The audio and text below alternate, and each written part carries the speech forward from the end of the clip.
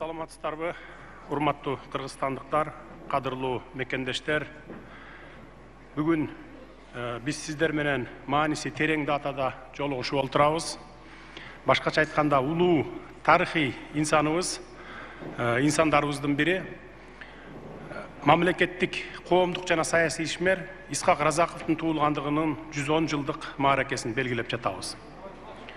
Байыртадан бери эле биздин ата-бабаларыбыз тарыхы терең, санжырасы кенен, байыркы улуу кыргыз элибиздин мамлекет болуп түптөлүшү, калыптанышы, өсүп өнүгүш үчүн күрөшүп келишкен.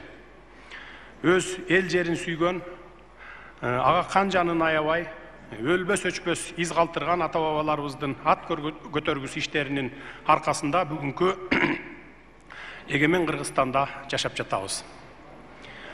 Өткөндөр баркталмайын, тирүүлөр даңкталбайт дегендей, өтмүшүбүздү так билип, биз үчүн эл жерин сактап, мамлекет түптөп кеткен ата-бабаларыбызды бүгүнкүдө эскерип турбасак, тарых бизди кечирбес.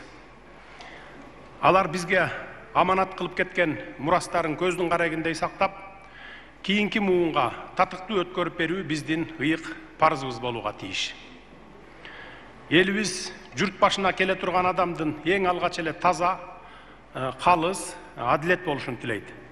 Ошондон улам эл арасында Исхак Разаковдун мен таза болсом, сен таза болсоң, коом да таза болот деген асыл кеби суудай сиңип, башкы үлгүгө айланып кеткен.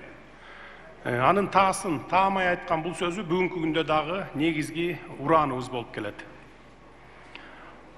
Адам тагдыры менен кошо төрөлөт деген кеп сыңары Исхак Разаков атабыз кичинесинен эле кыйынчылыктарга туш болуп, түгөнбөгөн түйшүк менен татаал жолду башынан кечиргени жалпыбызга маалым.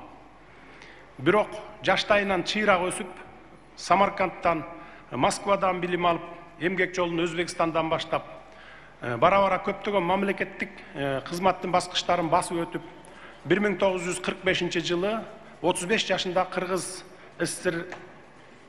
СССРнин министрлер кеңешинин төрагасы болуп дайындалган. Эч нерседен тайманбаган, көзгө тике карап, бетке айткан, көкүрөгү таза Исхак Разаков өз элин, өз жерин көтөрүүнүн жолдорун издеп, элибиздин билимдүү, илимдүү болуш үчүн зор эмгек жумшаган. Республиканын маданий агартуу жана илим тармактарынын өнүгүшүнө өзгөчө чоң салымдарды кошкон. Кыргыз жаштарынын Россия мамлекеттеринин жогорку окуу жайларынан ар тараптуу билим алышканын камсыздаган. Анын аракети менен Кыргызстандын өзүндө жогорку окуу жайлар ачылып, кыйла жылдардан бери чечилбей келаткан кадр маселеси оңунан чечилген.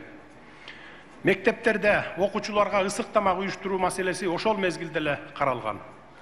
Ошону менен бирге анын демилгеси менен айыл чарба техникаларын жасоочу завод, жип ийрүү, трикотаж, бут кийим фабрикалары сындуу бир катар өнөр жай ишканалары курулган. Облустарды байланыштыруучу жолдордун жана ошондой эле маданий жайлардын курулушу дагы колго алынган. Ошентип Исхак Разаковдун жөндөмдүүлүгүнүн жана иштин көзүн билген уюштуруучулугунун натыйжасында республиканын билим берүү, маданият, эл чарбасы, экономика, өндүрүш тармактары өнүгүү жолуна түшкөн. Исхак атабыз сөзгө чечендиги менен бирге айткан сөзүндө турган кыраакы жетекчи болгондугу дагы аңыз кепке айланган. Ал кездерде улуу ата мекендик согуштан кийинки республикадагы оор абалды жолго салып, өнүктүрүүдө алгач элдин атуулдук аң сезимин ойготуп, алга жетелеш үчүн жалындуу сөздөрү менен кылган иши төп келиши керек эле. Мына ошондуктан Исхак Разаков бардык иш-чараларды кылдат пландаштырып, чарчадым, чаалыктым дебестен күнү түн эмгектенип, жүргүзүлүп жаткан иштерди өзү барып, көз салып, кабар алып турган.